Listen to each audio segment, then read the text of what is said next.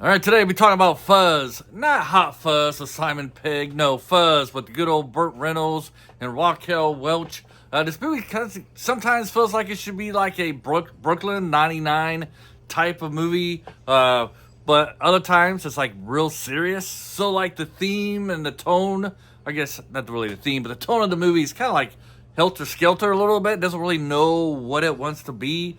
Sometimes it wants to be a comedy, something like Brooklyn 99, Hot Fuzz, and other times it wants to be like a straight up detective story like you would find with Gene Hackman's The French Connection.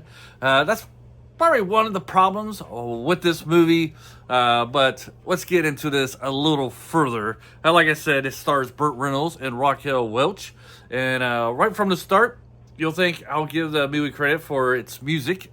The music is got that funky sound of the 1970s. You know, it's pretty hip, pretty cool. Everything. Kind of enjoyed it. Fits the tone of the movie per se. Gives it another character, I guess you can say. And then, you really get into this precinct. You see that they're kind of like remodeling it. You always got these construction workers who are painting or doing something inside of this precinct, and they're always kind of putting their 2 cents in on these cases that these cops are investigating.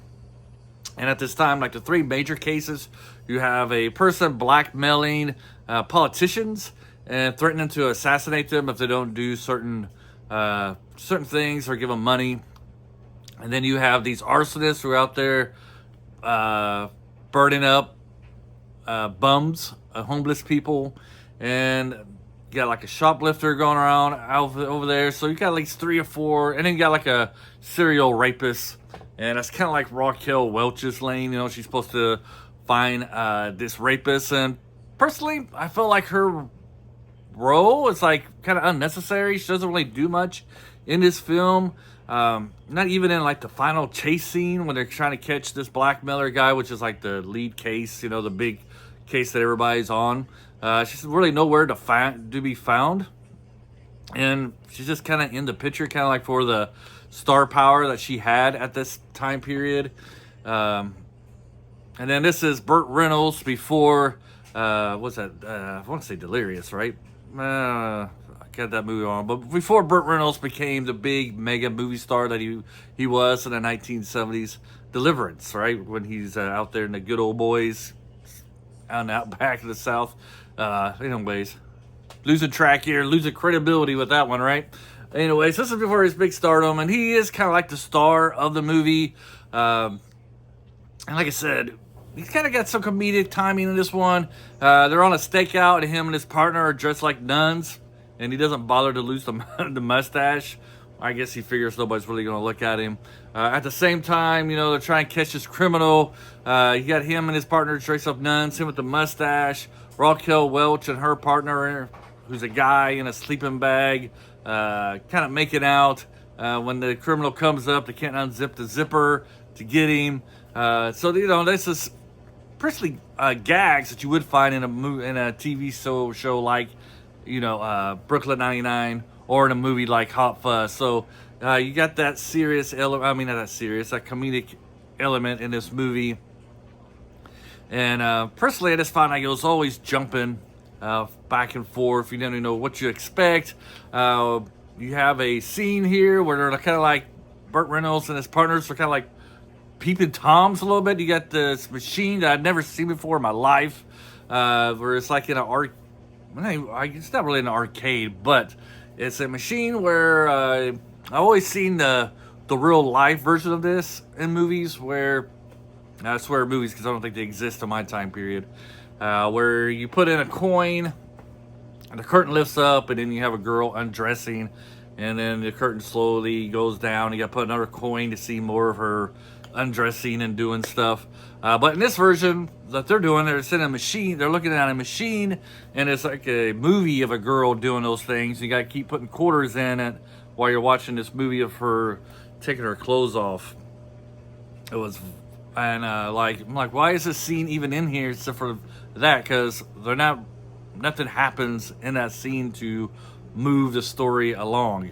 Not really any character development. The kind of like the bad point of this movie, though, is you do have an interesting villain in the background who's out here blackmailing people. And he comes in the movie with about 30 minutes left of the movie. And right away, he's kind of steals the show. He's very interesting, charismatic type of character, which could have been needed a little earlier in the movie because it's kind of a dull, slow burnish kind of movie. Like I said, you got these 3 crimes that are going on. They don't really seem like they're connected, but at the end of the movie, the big climactic, they all come together to form like one big happy family and come together. We have these shoplifters, the villain, after he pull off his big heist, he goes into a convenience store to buy something. Just when the cops are about to get the convenience store robber shoots the main villain, the guy who's blackmailing people. As he's running away from the cops, the guys who are, spoilers all over the place here, the guys who are setting bums on fire, mistakes the villain for a bum. They pour gasoline on him and set him on fire, which kind of ruins the whole case that the cops are going after, so they get arrested.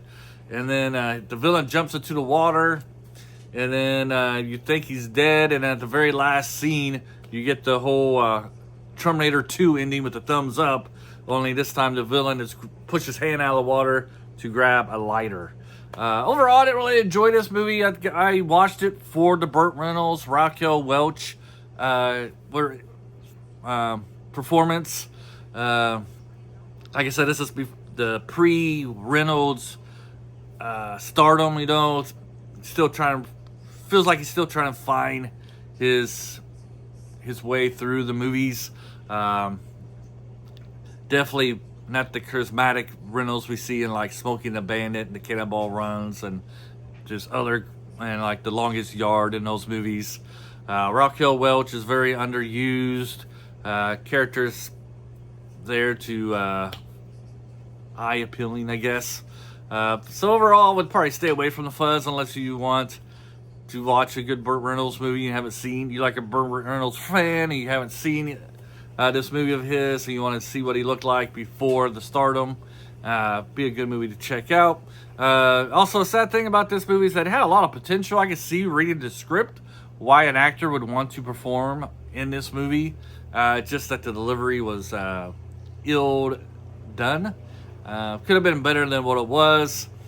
Unfortunately, I don't really think it was pulled off very well. That's my take on Fuzz. A little bit chaotic like the movie, but let me know what's your feelings about the Fuzz. Have you seen it? If you haven't seen it, did you like it? Did you dislike it? To me, it was just like a borderline meh type of movie. Not great, not bad, just okay. I found it boring in areas. I did chuckle a couple times in between the dullness, but I guess that's my hot take. Have a great day. Until next time, adios.